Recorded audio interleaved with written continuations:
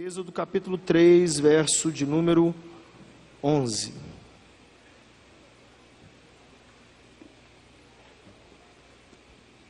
Todos acharam?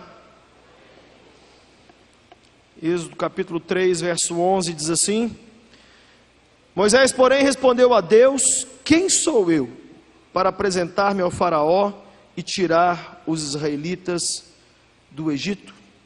Não feche sua Bíblia, fique com ela aberta, por favor. Eu estava esses dias no aeroporto, pegando um voo com a Patrícia. E eu apontei para a janela e falei: Paty, olha ali uma coisa que tem em todo aeroporto. Cemitério de avião. Fala comigo, cemitério de avião. Todo aeroporto que eu vou no mundo tem alguns aviões velhos encostados assim. Começa a reparar, não é aqui no Brasil, é em qualquer lugar do mundo. Tem um cemitério de avião. O que é um cemitério de avião? É algo muito triste, porque aqueles aviões um dia voaram alto, mas agora eles estão presos ao chão.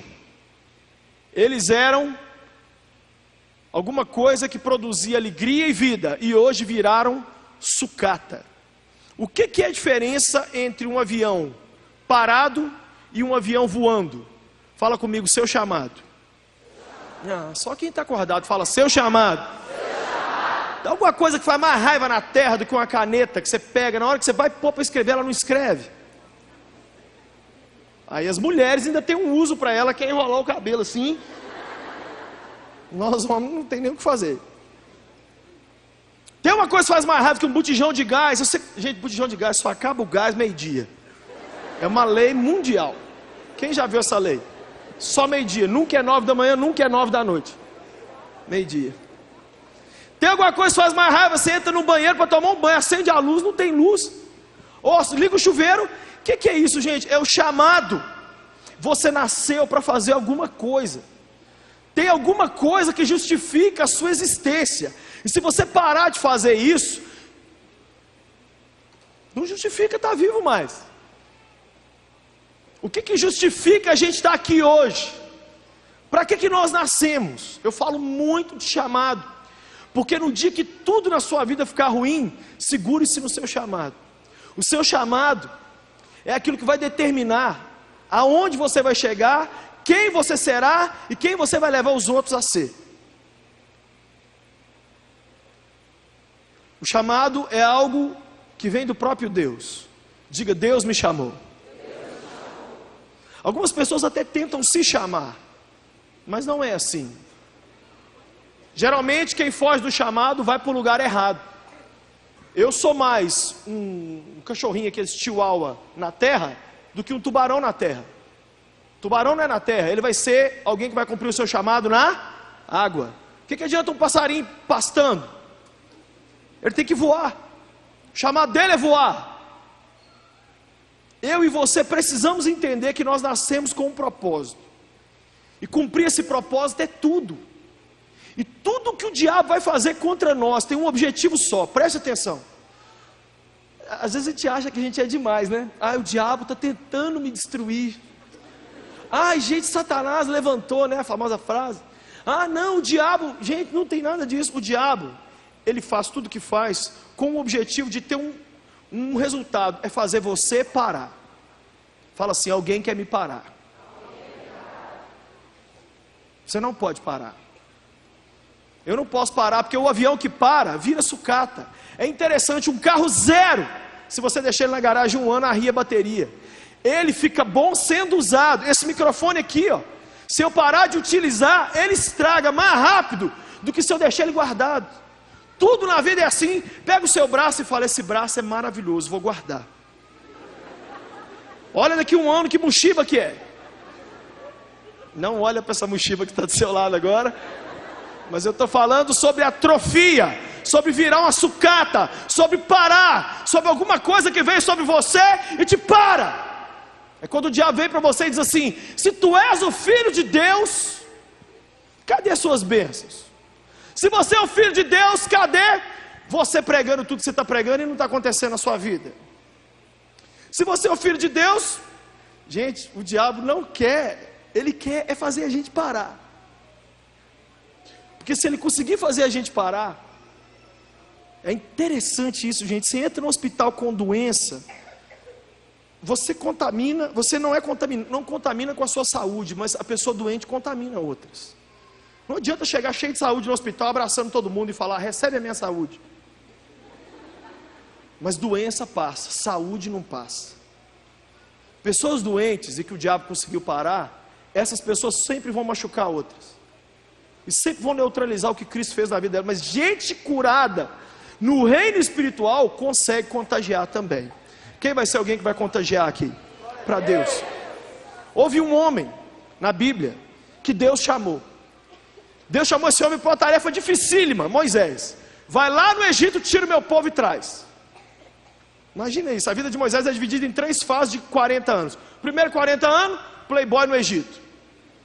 Carro rebaixado, sono talo. Era isso a vida de Moisés. Segundo 40 anos, Jesus pôs ele no moedor de carne e moeu ele. Ele virou nada, em cima de uma montanha, cuidando de cabra de cabrito e de mais nada. Com 80 anos de idade, Deus falou assim, acho que já dá para fazer alguma coisa com você. Moisés é meu consolo quando eu penso na minha idade. Você que está triste com a sua idade aí, relaxa, lembra de Moisés. 80 anos de idade que Jesus falou assim, agora eu vou começar. E os últimos 40, ele cumpriu o seu chamado. Olha o que eu vou te falar. Você pode viver uma vida inútil, uma vida fútil, uma vida só por você, uma vida só para fazer o que você acha que é. Mas olha, se em algum momento da sua existência você começar a cumprir o chamado que Deus tem para você, em pouco tempo você vai se encher de tanta alegria e dar tanta alegria para as pessoas, que o tempo que você não viveu para Ele ou não cumpriu o chamado dele vai ser esquecido. Quem quer cumprir o seu chamado aqui? Esse ano o tema da nossa igreja é consolidação. E o Confra foi, qual o tema? Fiquem firmes. A firmeza, eu estou falando de mim agora. Na minha vida, Lucinho, vem por cumprir meu chamado. Eu com 11 anos de idade, aceitei Jesus. Com 12, eu estava dentro de casa, lendo a Bíblia. Atos 13, 47. Assim te ordenou o Senhor, eu te fiz luz para os povos. O meu nome vem do latim, significa luz. É a mesma raiz de Lúcifer, de Luciano, de Luciana. Tudo tem a mesma. Não é a luz, tem luz. Fala comigo, eu não sou a luz. Eu tenho luz. Mas essa luz você pode perder. Foi o que aconteceu com meu amigo Moisés, que um dia o rosto dele brilhou, mas de repente parou de brilhar. Que o meu rosto e o seu nunca parem de brilhar. O que é o brilho do nosso rosto? É levantar de manhã e dormir à noite, cumprindo o seu chamado. Moisés foi chamado por Deus para fazer algo dificílimo. Vai lá no faraó e diga para o faraó, deixa o meu povo ir. Já imaginou uma coisa dessa? O problema é que Deus, assim como chamou Moisés, chamou muitos de nós, todos nós, para cumprir o nosso chamado. Mas se deixarmos nossas desculpas, nossos problemas, limitações e pecados nos parar, centenas, milhares, quem sabe milhões, vão ficar presos na mão do faraó. Entenda comigo, a sua saúde ou a sua doença espiritual não tem a ver com você, tem a ver com o mundo. Porque eu doente, eu Lucinho, doente, eu sei que eu vou deixar a gente cativa, porque Cristo quer me usar para libertar um monte de gente. Mas eu sarado, eu vou ser usado para libertar um monte de gente. Então para com essa história de o que eu estou vivendo é o que eu estou vivendo e ninguém tem nada a ver com isso. Tem todo mundo tudo a ver com isso. Fala comigo, a minha vida é tudo, menos minha. Olha para quem está do lado e fala assim, tomou? Parar com essa chatice que você vive nela. O que eu estou vivendo é um momento meu, e eu vou viver. Não! Não, senhor. Não, senhor. O que você está vivendo agora, o que eu estou vivendo agora, pode ser um freio de mão ou um acelerador nas mãos do Senhor. Quem quer ser algo que Deus pode usar para acelerar você? Agora, quando Moisés disse sim para o chamado dele, antes de dizer sim, ele usou 6 desculpas, eu quero falá-las rapidamente. Que a primeira desculpa que Moisés deu, está aí no verso 3, capítulo 3, verso 11, ele disse, quem sou eu? Fala comigo, baixa autoestima, fala comigo, baixa autoestima. Moisés estava falando 3 coisas com Deus. Primeiro, eu não sou nada. Segundo, o faraó é poderoso. Terceiro, a tarefa é grande. Quando eu vivo, gente, eu, Lucinho, lutando com baixa autoestima. Eu estou falando isso aqui para vocês. Eu converso com a minha mulher, as pessoas vêm beijar a gente, abraçar no final do culto. Ai, pastor Lucinho, você é uma bênção, você me ajudou. É a mesma coisa não falar nada. Pensa nada. Pensa o elogio entrar aqui e sair aqui. Deus tem que direto mandar os outros vir reafirmar quem eu sou para Ele e nele. E eu não tenho vergonha de falar isso aqui para você, porque eu sei o que Moisés está falando, porque toda vez que eu ouço Deus me dizer, vai lá, Lucinho, ganha a juventude lá da cidade tal, faz a minha obra no país tal, vai no lugar tal, eu falo assim, nossa Deus, sério? Quem sou eu? Não tem explicação. Não tem ninguém morto aí, não tem ninguém com areia na boca, não tem ninguém desanimado, morto. Qualquer um é melhor que eu.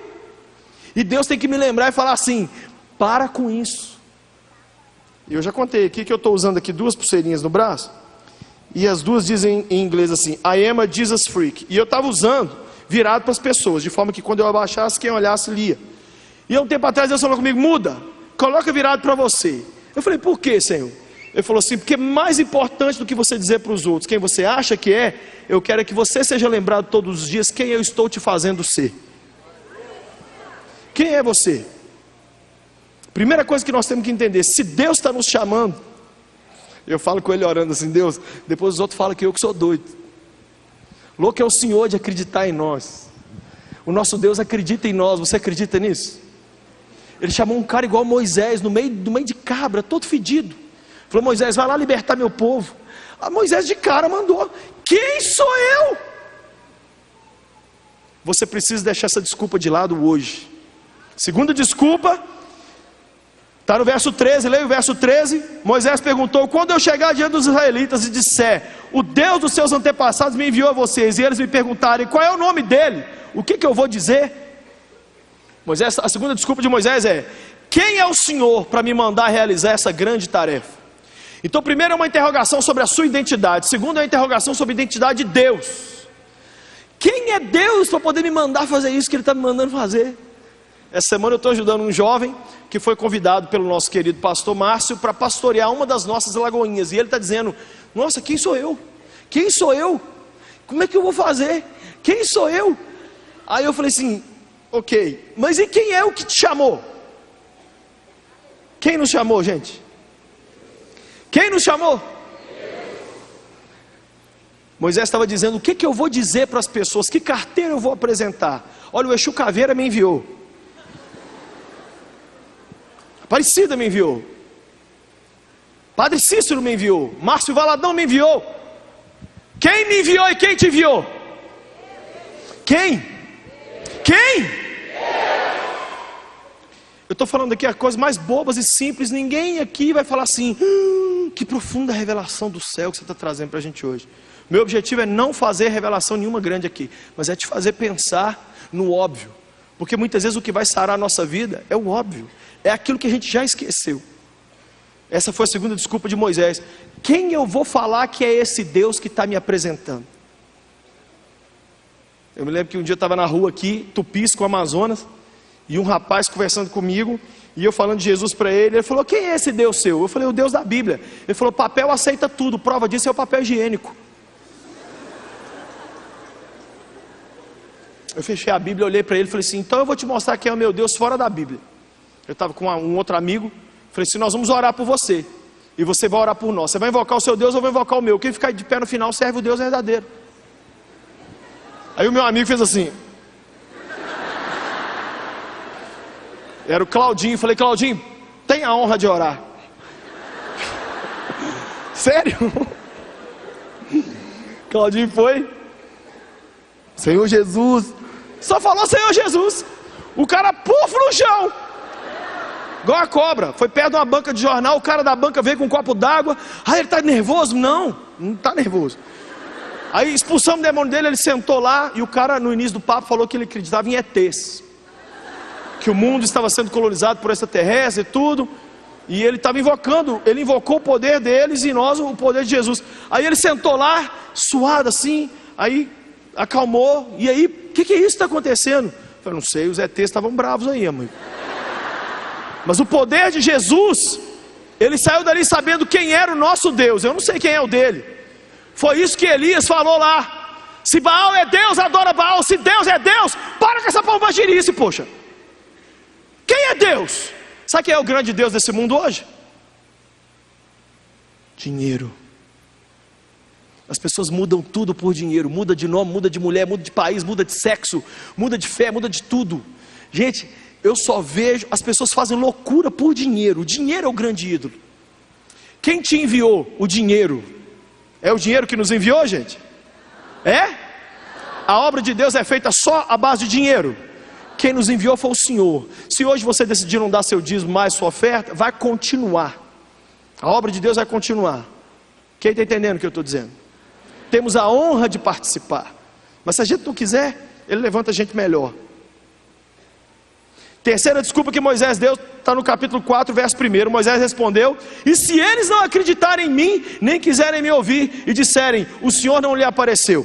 Aqui Moisés estava dizendo: e se as pessoas questionarem o meu chamado, e se o povo não acreditar em mim, qual é a prova do meu ministério? Não assuste que eu vou te falar aqui. No início todo mundo vai duvidar que Deus te chamou mesmo. E é para duvidar. E não acha ruim. E não fala assim: gente, mas lá no Monte do Palmares Deus falou comigo. Ei, pode falar com sua mão aí para lá, quero saber. Eu quero saber cadê. Moisés estava preocupado assim: as pessoas vão me dar credibilidade. Eu sou muito criticado às vezes na internet. E aí às vezes as pessoas, alguns amigos queridos vão lá, respondem alguma coisa. Eu falo: a gente não responde. Aí um dia eu resolvi responder. Eu escrevi assim: responda com a sua vida. Responda com a sua vida. Aí vai passando o tempo, aí de vez em quando chega um perto da gente: ô Lucinho, rapaz, eu queria te pedir perdão. Ah, por quê? Eu falei mal de você, mas estou vendo que você é só um playboy. Mas você tem Jesus, velho, me perdoa. Ah, amém, vai e não peco demais. Aí brinco, abraço, beijo a pessoa toda. Deixa eu te falar uma coisa: vai haver um momento na sua vida que a sua mãe não vai acreditar no seu chamado, seu pastor não vai acreditar, seus filhos vão olhar na sua cara e rir, sua mulher vai falar assim: Deus falou o que com você? É que eu tenho que ir para outro país que eu vou ganhar. Ai, meu Deus, que raiva. Não, eu estou indo realmente, Deus falou comigo. As pessoas vão duvidar. Se as pessoas duvidarem, vai parar quem você é? Vai ou não vai? Quarta desculpa que Moisés deu está no verso 10 do capítulo 4. Diz porém Moisés ao Senhor: o Senhor nunca tive facilidade para falar, nem no passado nem agora que falasse ao teu servo. Eu não consigo falar bem. Qual é a quarta desculpa? Que velha desculpa que todo mundo dá: Senhor, eu não sei falar. Gente, Moisés era gago, todo mundo sabe. Nós temos um pastor querido aqui na igreja, o Pipe gagueja muito. Quem conhece o Pipe aqui? Ele é pastor da Lagoinha Mineirão. Vai lá no culto, vê se ele gagueja. É uma das coisas mais loucas da terra. O Pipe gagueja aqui com você muito. Chega lá no culto: eu saio da amada igreja com a paz do Senhor. E ele pega o violão e faz o louvor, e ele prega. Acabou o culto, 10 segundos, ele começa a gaguejar: Netted.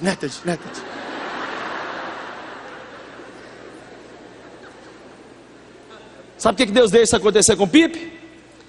É a forma de Jesus ofender eu e você, e olhar na nossa cara e falar assim: ele é gago e está fazendo a minha obra. Você fala perfeito e está esse imbecil sentado aí.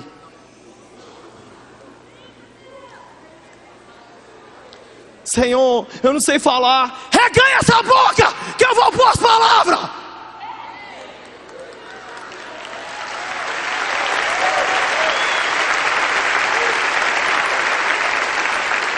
É interessante que Deus é tão mais educado que o Lucinho, né? Olha a resposta que Deus dá: quem fez a boca do homem? Oh, Deus é gentleman, né? Ainda bem que ele não me pediu para eu poder traduzir as palavras dele, que eu ia... Ei! Para de moleza! Gente, eu sei falar. Um dia uma pessoa parou no final do culto e falou: Lucinho, você estudou 9 anos de teologia para pregar desse jeito? Eu falei: então... eu acho que é mais falta de opção do Senhor do que qualquer coisa, mas eu estou aqui. Eu tenho coragem de suprir, reganhar minha boca e falar: Jesus, me usa. E quem sabe falar bonito e não tem coragem? O que adianta? Uma pessoa rica que não oferta é melhor o pobre que oferta. Uma pessoa cheia do Espírito Santo que não abre a boca é melhor uma pessoa que não tem muito conhecimento da palavra de Deus, mas que sobe aqui e fala assim: Senhor, me usa, eu quero ser um canal da tua bênção na vida de alguém que está aqui.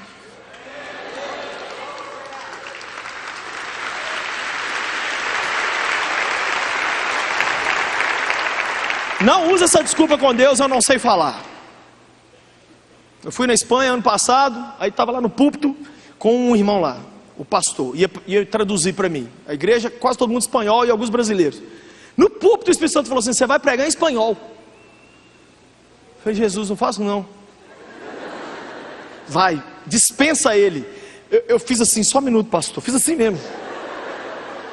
Tipo Xavier assim. Ok, ô pastor, Deus está mandando o senhor descer, porque eu vou predicar em espanhol esta noite. Aí brinquei, falei: Maria do Bairro entrou em mim e nós vamos agora. Abra suas Bíblias, el livro de Mateus, capítulo 6, verso 17.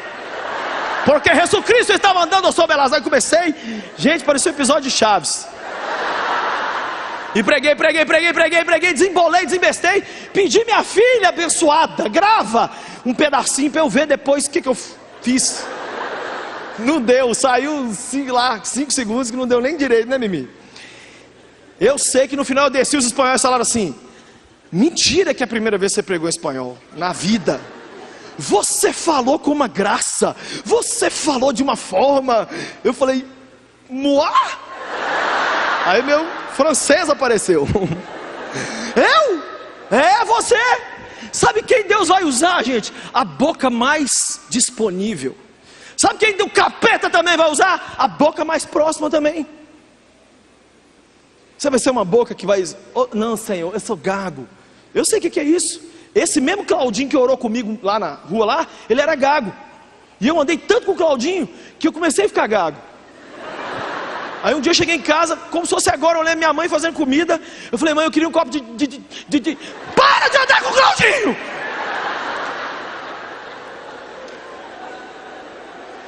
Eu tomei um susto tão grande que eu acho que eu sarei do susto. Ai, amém, tá bom, mãe, eu paro. Gente, sem brincadeira, eu fiquei uns 8 dias sem ver o Cláudio. Eu parei de gaguejar. Quem sabe a sua gagueira espiritual não é fruto de gente que está falando mal da igreja com você. Gente que está criticando os líderes, está criticando a forma que a coisa é administrada. Ah, mentira, esse trem do Confrajovem deu prejuízo. Ah, só faltava essa. Pastor Lucinho está querendo ganhar dinheiro com essas camisas. E a Nívia, meu Deus do céu, já é marca de sabonete. O que essa mulher quer mais? Reino de justiça, brincadeira.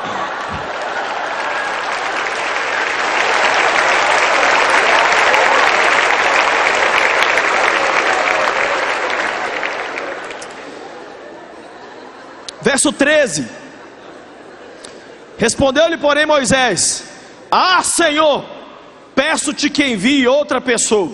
Quinta desculpa de Moisés: Deus, amém, eu estou aqui, mas envia alguém mais capaz do que eu. Não faça essa oração, que senão ele manda. Sabe o que Deus gosta de fazer? Pegar gente que não tem condições, como esse que está aqui na frente falando, e usar. Que é para ofender a gente. É o Pipe, é Moisés. Gente, os 12 apóstolos, não devia chamar 12 apóstolos, devia chamar 12 porcaria. Vocês têm um livro só sobre o perfil dos 12 apóstolos. Cada apóstolo é tratado assim, profundamente. Por exemplo, Simão Zelote, ele era um revolucionário. Ele era black bloc. Ele ia para a rua pôr fogo. O cara era nacionalista, ele era... Gente, Deus escolher Simão Zelote era um absurdo. E Mateus, publicano. Ai, como é que eu traduzo um publicano, hein? É um condenado do mensalão. A pior raça da sociedade. Jesus, olha os discípulos quem eram. Sabe para que Jesus escolheu esses 12? Para ninguém nessa noite falar: eu não tenho condições. Porque se o evangelho chegou até nós com essas 12 coisas, ele pode me usar e te usar se a gente disser sim para o nosso chamado. Deus não vai mandar outra pessoa. Sabe quem é o pastor que vai lá na sua casa orar? Você mesmo. Sabe quem é o pastor que vai jogar óleo e meter fogo? É você lá na sua empresa lá. Ai, eu sou tão fraco, eu não sei orar. Ora, pastor. Ora, minha irmã. Ora você. Caiu o demônio. Ai, liga para o pastor da libertação da Lagoinha. Quem é?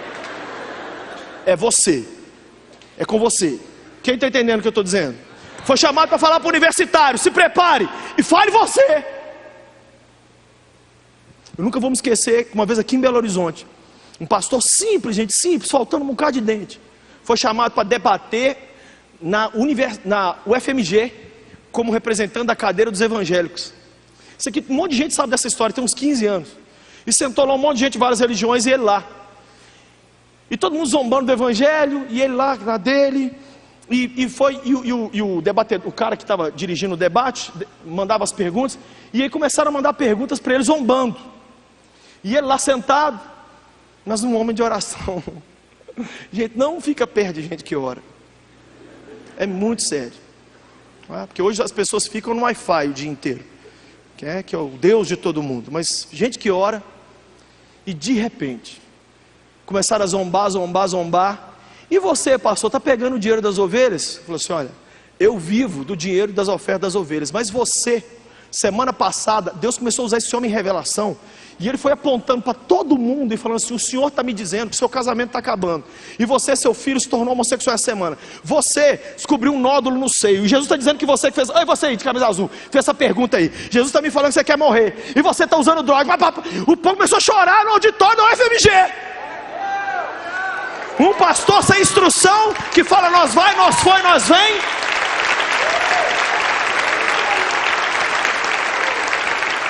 Ai, é louco demais quando Jeová pega a espada dele e fala assim.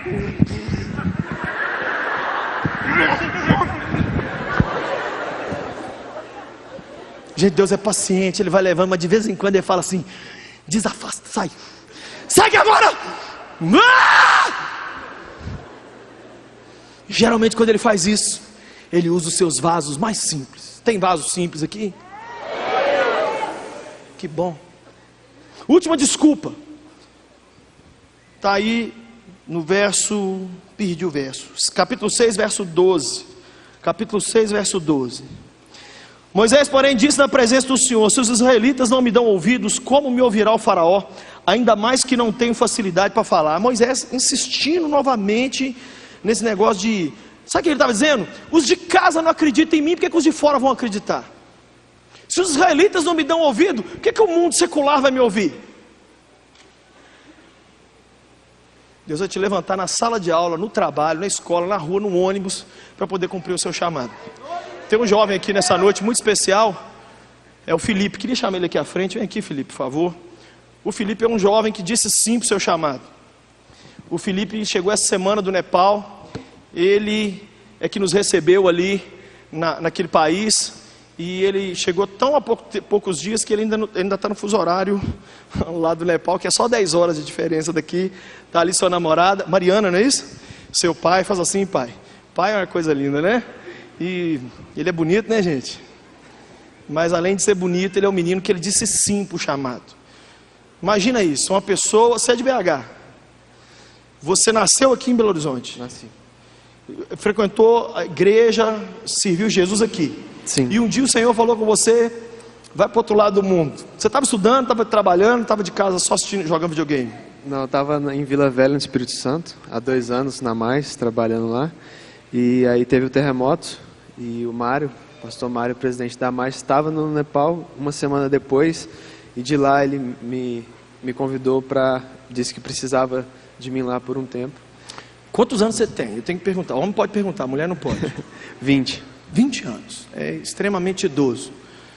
Uma pessoa, não sei nem como é que Deus usa, de tão velho. 20 anos de idade, você foi para lá, ficou quase 1 ano lá agora. Sim, quase 1 ano. O que você viveu ali? A gente chegou lá ainda com vendo muito resultado do terremoto, muito vivo ainda a memória do terremoto naquele lugar. por causa da destruição, da dor das pessoas. Muitas pessoas perderam familiares, perderam casas, perderam plantação, a fonte de renda, tudo. E a gente trabalhou ali num orfanato de meninos, um orfanato cristão, só com meninos, e nas vilas no interior do país com projetos de desenvolvimento comunitário pós-catástrofe. O que você, Felipe, viveu nos primeiros dias? Chegou lá e falou, nossa, estou cumprindo meu chamado, coisa maravilhosa. Foi assim? Não. Logo na primeira semana teve a adaptação, parte da alimentação, saúde foi bem complicado. Fiquei muito mal de cama por causa da higiene, da comida. E também a dor da adaptação emocional, a família, amigos, o lugar onde você trabalhava. Pressão espiritual.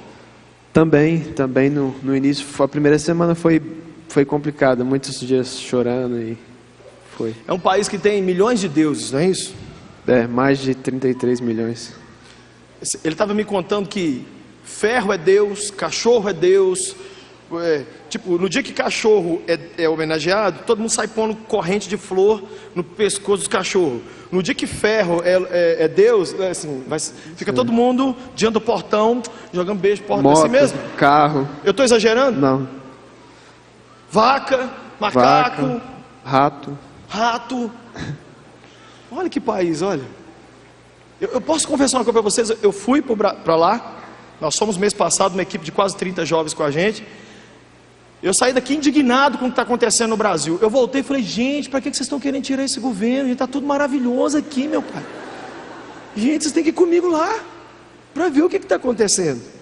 Agora você, seu chamado, você trancou a faculdade? Tranquei, estava fazendo em Vila Velha Relações Internacionais. Relações Internacionais, trancou, para poder ir realizar esse chamado. Deixou a namorada aqui? Uhum. Gente, sério mesmo? Mas não dá muito certo, não deu certo? Você esperou? Então deixou a família, deixou a faculdade, deixou a namorada. Você hoje me contou que o pessoal lá no Nepal, parece que em uma semana 150 missionários saíram do Nepal, porque está para baixar uma lei lá, que se essa lei for aprovada, os missionários vão ser mortos, ou presos, é isso mesmo? Sim, ano passado foi aprovada a Constituição no Nepal, e no período que estava sendo analisada, a Índia fez pressão e bloqueou as fronteiras, fez bloqueio econômico. A gente ficou 5 meses sem receber nada industrializado, alimentos, tudo que entrava pela Índia parou. E aí eles não conseguiram fazer o que eles queriam, que era o Nepal se tornar um país hindu. Foi aprovado Estado secular, liberdade religiosa garantida. Porém, esse ano o Nepal começou a revisar o Código Penal. E lá na década de 1970 tinha leis no Nepal que proibiam o proselitismo, a conversão das pessoas, se mudar de uma religião para outra. E agora a Índia está de novo fazendo pressão esse ano, agora, porque eles querem que volte a vigorar essa lei que para pastores nativos a pena pode ir até prisão perpétua, e para missionários estrangeiros como a gente pode ter que pagar uma multa, ser extraditado e não pode retornar ao país durante os próximos 10 anos. Você voltou por causa disso? Não. Você já estava marcado de vir. E ficou uns heróis lá, inclusive um jovem da nossa igreja. Sim, o Lázaro. O Lázaro. O Lázaro, gente, um jovem que 2 anos atrás foi comigo para o Haiti. Aí aprendeu a pegar piolho, diarreia, tudo certinho. Passou ali com a gente, emagreceu, dormiu no chão, voltou. Trabalhando na Fiat aqui, um bom emprego na Fiat. De repente, em 2015, Deus fala com ele: larga tudo, vai para o Nepal. Pensa, gente, no Shaquille O'Neal, assim, desse tamanho. Um negão, grandão. Menino falou, chorava igual criança. Pastor, Deus está me chamando para o Nepal, pastor. Largou o emprego na Fiat. Gente, você não larga a Fiat. A Fiat te larga, você não. E foi. Estou lá com o Felipe, de repente entra o Lázaro. Ri até aqui. Falei, e aí, cara, o que você está arrumando aqui? Meu país, né, pastor? Hã? Você vai voltar quando? Não sei de nada de negócio de voltar, não. Não, mas você é solteiro. Fiquei preocupado, tentei arrumar uns meninos lá da caravana. Falei, velho, conversa com o Lázaro aí, vamos ver se... De verdade, eu tentei fazer alguma coisa para ver se... Aí bateram papo lá. Ele falou, não pastor, não tem previsão de eu voltar não. Eu estou aqui, agora é meu país. Ele sabe reconstruir, ele está reconstruindo igreja, casa, e pregando igual um louco. E está lá, um jovem da nossa igreja. Estava aqui outro dia sentado como eu e você, saía para comer a mesma coisa ali do outro lado, e tudo igual. Mas um dia ele ouviu uma mensagem e falou assim, eu não posso mais ficar parado. Hoje, o que você acha que é o maior empecilho para o jovem cristão brasileiro cumprir o seu chamado? Eu acho que padronização dos sonhos. Então, Padronização dos sonhos. Você perguntar, às vezes, num grupo de jovens dentro da igreja, um grupo de jovens, em qualquer faculdade que você entrar, qual é o seu sonho? Talvez eles vão dizer todos a mesma coisa. Está todo mundo querendo a mesma coisa, então? Terminar a faculdade, casar, ter uma casa, um apartamento, um carro, viajar para Miami uma vez por ano e as mesmas coisas. Nossa, o menino resumiu sua vida aqui. Olha para quem está do lado e fala assim, mãe de Ná. Não, Felipe, sério, mas você falou uma coisa muito chocante. Então você está dizendo que sonhar os sonhos de Deus é sair fora desse quadrado. Mas não dá B.O. não, porque tipo, você ficou uma semana vomitando no Nepal. Nesse tempo eu acho que eu aprendi que a fé é para passar por essas coisas e continuar lá, continuar no mesmo lugar onde você foi chamado. Tá uma luta para arrumar uma namorada. Você arrumou uma namorada, aí você me contou lá que você virou para ela e falou assim, quer terminar aqui, a gente termina, e eu não sei o que vai rolar, o dia que a gente voltar, a gente... Mas aí ela falou, não. Aí é outra doida também, que parece que também vai entrar para fazer missões também. O fato dela aceitar foi um sinal de que deve continuar. Sim. E a pessoa que está aqui sentada tentando arrumar uma namorada e não consegue. Vai pro Nepal. Esse é o charme desse menino. Além do arquinho, é claro. Que palavra você daria para a gente orar por eles? Fala alguma coisa se você quiser aí, gasta uns minutos. Fala alguma coisa para o coração desses jovens. E tem milhares assistindo a gente pela televisão. Tem as fotos, mostra as fotos aí. Nossa, ainda bem que me lembraram. Olha as fotos ali. Essa da viagem. Essa aí é a casa que a gente ajudou a reconstruir. O Felipe levou a gente lá na aldeia. Pode ir passando aí as fotos. Tá falando aí também, Felipe? Essa aí é numa vila no norte do país. Essa é uma igreja, se reúne nesse local aí. Essa é a igreja, né? Olha que estrutura bonita. A gente falava sobre isso aqui. Essa é a casa que a gente reconstruiu lá com você. Essa é a casa que a gente reconstruiu lá. Olha, o Daniel é da nossa igreja também ali. A gente dentro do busão. Isso aí é a gente em algum lugar. O ônibus agarrado na estrada. O ônibus agarrado na estrada, a gente teve que descer. Olha, isso aí é perto do... Olha que coisa bonita, gente. Parece uma estátua, mas é um homem de verdade. É um sadhu. É o homem da religião hindu. Isso aí é o culto naquela igreja que passou primeiro. A gente estava traduzindo, esse pastor é brasileiro. Aí ele pregava em português, eu passava para o inglês. E esse pastor passava para o Nepal. Quando voltava lá não sabia mais nada. Isso é um culto também, dentro de uma igreja. Olha o culto, gente. Olha, esse é o pastor Steven. Ele é Nepal e fala português, né? Cara lindo. Essa é a casa. A casa pronta. Gente, nós somos lá do outro lado do mundo. É emocionante demais. Aquela casa, a gente foi lá só para construir uma casa. Tem uma família que morava na lona, porque o terremoto acabou com a casinha deles lá. Eu entrei na lona lá, eles são muito baixinhos, não dava altura para mim, porque eu ficava dentro da casinha deles assim. E aí ficou ali, olha lá, a casa deles, né? Essa é a nossa farmacinha, não é isso mesmo? Atendimento médico. A gente atendeu o pessoal. Pode mudar. Esse é o pastor que está cuidando dos projetos da Mais hoje lá. É o local. Pastor Chirim. Chirim. Pode mudar. Isso é nós. Em Efésios capítulo 4, versículo 1, diz que a gente deve andar de modo digno com a nossa vocação. E eu acho que não tem outra coisa mais importante depois dessa palavra para a gente sair daqui hoje com isso, se não resolvido, mas como uma meta para a gente lidar com isso. Porque isso é nossa identidade, é uma coisa mais importante na vida. Eu acredito que se Deus é um Deus que está em missão, que está trabalhando o tempo todo, só o fato dele dar a Bíblia dele para a gente já é um ato missionário, porque quer dizer que ele quer se revelar. E se esse livro aqui, se você tirar a missão dele, só fica a capa. E se o nosso Deus está em missão, quando Ele olha para a gente, não é possível que Ele nos chama pelo nosso nome comum. Ele não nos chama por Felipe, Lucinho. Ele olha e vê a nossa vocação. Esse é o nosso nome aqui na Terra. Porque não é possível que o céu é nosso destino final. O céu não é o nosso destino. É o lugar para onde a gente finalmente volta, depois de cumprir nossa missão aqui na Terra. Então, Ele tem um nome muito específico. O Lucinho falou isso na palavra. Para cada um, ele tem uma função e a gente não vai cair no mesmo erro de padronizar isso. Não vai gerar pastores em série, missionários em série, ministros de louvor em série. Não é só isso. Ele quer encontrar pessoas aqui que possam trazer todas as esferas da vida debaixo da soberania dele. Porque na Bíblia fala que Deus estava em Cristo reconciliando todas as coisas com ele. Então ele quer gente que possa ir nas artes e trazer essa esfera debaixo da soberania de Deus, ir na política, na economia, e Ele quer encontrar essas pessoas aqui no nosso meio. E o Lucinho vai orar agora por essas pessoas, e é uma oração que a gente tem que fazer todo mundo junto, porque se você andar de maneira digna com a sua vocação, isso não vai mudar só a sua vida.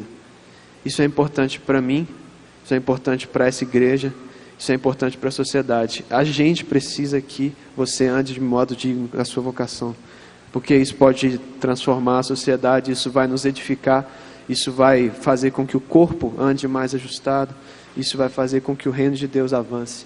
Então, essa oração é por todos e é todos orando por todos, porque a gente precisa que todo mundo ande de modo digno da sua vocação.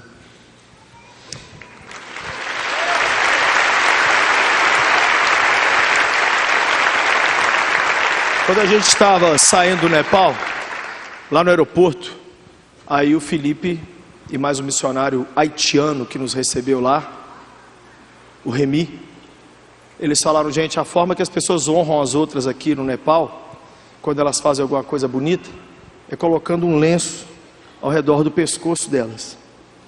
E foi um momento muito emocionante para mim, porque o valor, né, assim, o preço desse lenço é centavos, mas o valor é inestimável. E eu estava ali ouvindo o Felipe falar e me vendo, 20 anos atrás, uma pessoa com muito fôlego, com muito ânimo para Deus, e aqui me perguntando, eu com 40 e poucos, continua esse fôlego, continua esse ânimo, continua essa vontade de guiar o povo, continua essa vontade de falar do amor de Deus. O que o meu ano está sendo? O que o seu ano está sendo? Mas aqui diante de todo mundo eu queria honrar você.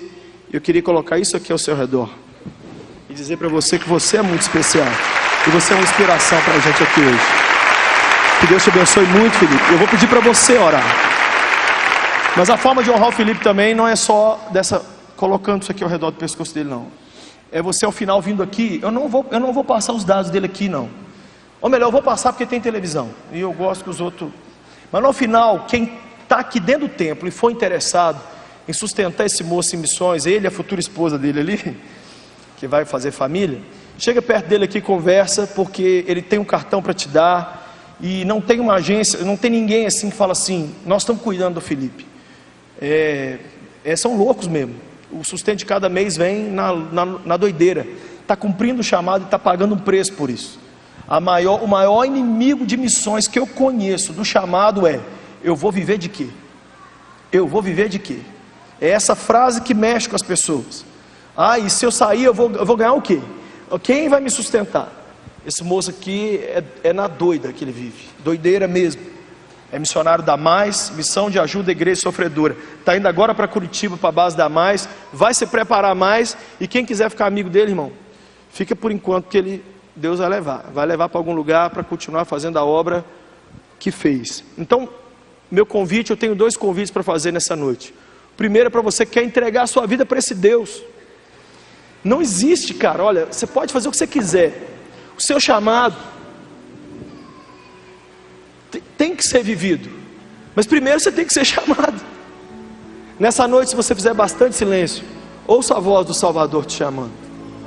Primeiro Ele está te chamando para Ele, depois Ele está te chamando para a obra dele. Repete comigo uma oração, diga: Senhor Jesus, perdoa os meus pecados. Nesta noite, salva-me. Eu preciso te conhecer.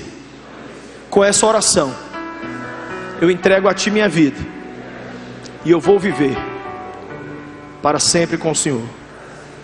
Em teu nome eu oro. Amém. Faça uma segunda oração. Diga: Deus Pai, eu que já fui apaixonado pelo Senhor, mas o amor esfriou, eu volto arrependido hoje. Me recebe. Eu nunca mais vou me afastar de ti. Em teu nome eu oro. Amém.